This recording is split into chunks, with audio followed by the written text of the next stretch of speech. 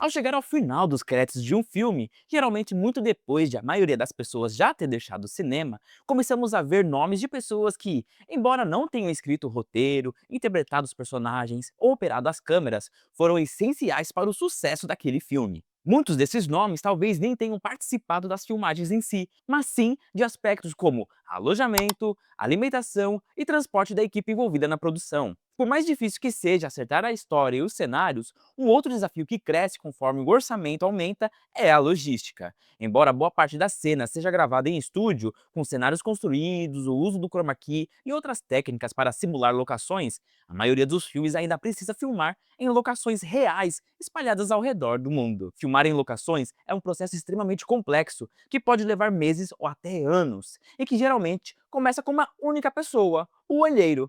Um exemplo claro é o de Vingadores Ultimato, atualmente o filme de maior sucesso financeiro de todos os tempos, sendo também uma das produções mais caras da história. Ultimato contou com um departamento inteiro dedicado à escolha de locações, que reunia diversas funções relacionadas a isso em um único setor.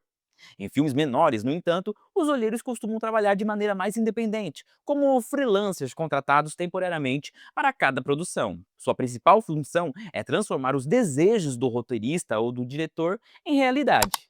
Por exemplo, se o pedido for uma rua ensolarada, ou uma rua decadente, ou uma pequena cidade costeira, ou uma pequena cidade do Mediterrâneo, o olheiro fará o possível para encontrar algo parecido, ainda que não seja exatamente ensolarado, decadente, costeiro, Mediterrâneo ou até mesmo uma cidade pequena. Alguns desses elementos podem ser ajustados na pós-produção, outros com cenografia, e há também aspectos que nem chegam a aparecer no filme. Existem vários motivos para se optar por uma locação que substitua o local real retratado, seja por custo, tempo, viabilidade, burocracia, logística, clima, iluminação, ruído ou disponibilidade. Um filme ambientado numa cidadezinha da Groenlândia, por exemplo, pode ser filmado na Islândia por ser mais acessível, ter melhor infraestrutura e contar com uma mão de obra mais ampla e experiente do local. Da mesma forma, uma história situada na Antártida pode ser filmada na Groenlândia pelos mesmos motivos. Depois que o olheiro encontra o local ideal, ele precisa garantir que seja viável filmar ali. Se o local for privado, será necessário descobrir o proprietário e negociar o uso, o que pode ser complicado. Se for público, será preciso lidar com o governo, o que também nem sempre é fácil. No caso de Ultimato, houve um momento em que foi solicitado a um olheiro que encontrasse um local para representar Nova Asgard, a vila de pescadores que se torna o lar de Thor. A escolhida foi a vila escocesa de St. Ebbs. A decisão foi inteligente por vários motivos. Primeiro, porque a vila está localizada em um país com indústria cinematográfica emergente, incentivada pelo governo, o que provavelmente facilitou as permissões. Segundo, porque era pequeno o suficiente para que a equipe pudesse controlá-la quase por completo. E terceiro, por estar relativamente próxima de Edimburgo, essa proximidade teve dois papéis importantes. Oferecia uma grande cidade com infraestrutura capaz de sediar uma superprodução e também já havia sido usada em Guerra Infinita, filme anterior da saga, onde foi gravada uma longa sequência de ação.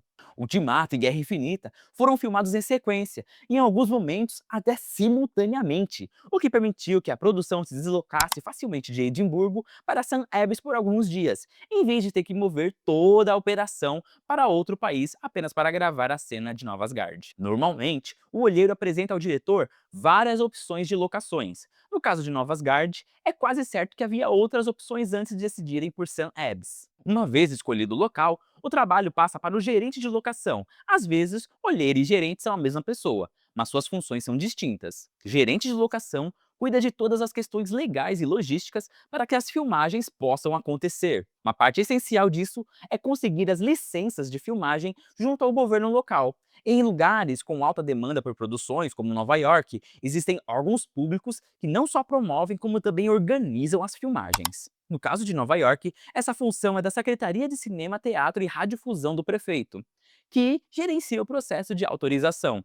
Essas agências precisam equilibrar o incentivo à indústria cinematográfica, que pode ser economicamente muito vantajosa, com o bem-estar da população local. Grandes filmagens podem ser inconvenientes para os moradores, e governos que desejam manter a popularidade precisam gerenciar bem esse impacto. Por isso, Nova York, por exemplo, tem uma lista rotativa de locais onde filmagens são temporariamente proibidas, para evitar o excesso de produções em uma mesma área. Em regiões com pouca experiência nesse tipo de produção, conseguir uma licença pode ser mais difícil e exigir negociações específicas, mas essa é apenas uma das muitas tarefas do gerente de locação. Outro desafio pode ser transportar os equipamentos até o local, especialmente se ele estiver em outro país. Quando os Vingadores foram filmar na Escócia, era necessário manter o padrão de qualidade do restante do filme, o que exigia o uso dos mesmos equipamentos utilizados nos Estados Unidos. Para uma produção desse porte, isso significa transportar centenas de milhares de dólares em equipamentos para o exterior. A complicação é que, normalmente, ao levar mercadorias para outro país, é preciso pagar tarifas de importação. Diferente de uma pessoa física que entra com bens pessoais e recebe isenção, empresas em viagens comerciais precisam pagar imposto sobre o que entra no país. Se fosse para manter esses equipamentos no país, como ao montar um estúdio, esse custo seria obrigatório. Mas, como o equipamento era temporário, os Vingadores usaram alternativas para evitar essa tarifa, que poderia representar um enorme prejuízo. Uma dessas tentativas é o Carnê ATA, uma espécie de passaporte para bens comerciais. Com uma taxa e um depósito de segurança, esse documento permite a entrada temporária de equipamentos em vários países sem a necessidade de pagamento de impostos. No entanto, ele exige datas, destinos e a lista exata de itens com o número de série, o que pode dificultar sua flexibilidade. Além disso, o valor depositado é proporcional ao valor do equipamento, o que significa que uma grande quantia de dinheiro pode ficar retida. Outra opção é alugar o equipamento localmente, o que é possível apenas em países com empresas de locação de alta qualidade. Ainda assim, até mesmo grandes produções de Hollywood costumam fazer isso. Além dos equipamentos, o gerente de locação também precisa pensar na equipe. Os cargos mais altos normalmente viajam com a produção, mas boa parte da equipe técnica não. Sempre que for possível, contratar profissionais locais, como técnicos de luz, por exemplo. Isso reduz os custos e facilita a logística. No caso de Ultimato, o filme foi filmado em 4 locações principais. O estúdio principal ficava nos arredores de Atlanta, na Geórgia, onde muitas cenas foram gravadas. Outras cenas foram filmadas na região metropolitana de Atlanta, onde a maior parte da equipe estava alocada. Também havia uma unidade de produção menor, mas separada para cenas ambientadas em Nova York. Essa equipe de Nova York era pequena e formada em sua maioria por gerentes de locação e produção. Os cargos principais, como diretor e diretor de fotografia, vinham de Atlanta para realizar essas filmagens. Já a maior unidade estava separada na Inglaterra e na Escócia. As cenas gravadas no Reino Unido incluíram a vila de St. Ives, como a Nova Asgard, e a Catedral de Durham, que representava a parte de Asgard, lá de Thor. Apesar de serem apenas 2 locações, essas cenas envolveram personagens principais e ocuparam cerca de 12 minutos e meio de tempo de tela, o que é significativo para um filme desse porte. Por isso, a unidade britânica era altamente especializada. Ela contava com seus próprios designers gráficos, cenógrafos, equipe de figurino, escultores, técnicos de efeitos sonoros e até mesmo pessoal de suporte administrativo, como técnico de rede e contador de folha de pagamento. Em alguns casos, porém, os responsáveis pela produção nem precisavam se deslocar até o local. Toda essa logística pode ser evitada ao terceirizar o trabalho. Mais adiante, nos créditos, aparece uma seção Unidades de Placa, que reúne as equipes responsáveis por capturar imagens que servirão como plano de fundo para os efeitos visuais. Quando a Marvel precisou de imagens de um parque nacional no Brasil para representar o planeta Vormir, ela contratou a empresa Local Brasil Production Services para realizar essas filmagens. Essa empresa cuidou de tudo por conta própria. Da mesma forma, quando a Marvel precisou de cenas nas Filipinas para o cenário em volta da cabana de Thanos, no último filme, ela contratou a produtora local Indochina Productions, já que o personagem seria inserido digitalmente depois. Mesmo em superproduções, quando não há atores envolvidos, vale mais a pena contratar empresas locais do que transportar toda uma equipe internacionalmente. Além dessas, a Marvel também contratou produtoras em Tóquio, Islândia, Chile e São Francisco para gravar cenas que serviriam de base para os efeitos visuais. Quando chega o momento de filmar no local escolhido, todo o planejamento entra em ação, e uma parte essencial dessa fase é garantir que a comunidade local tenha uma boa experiência.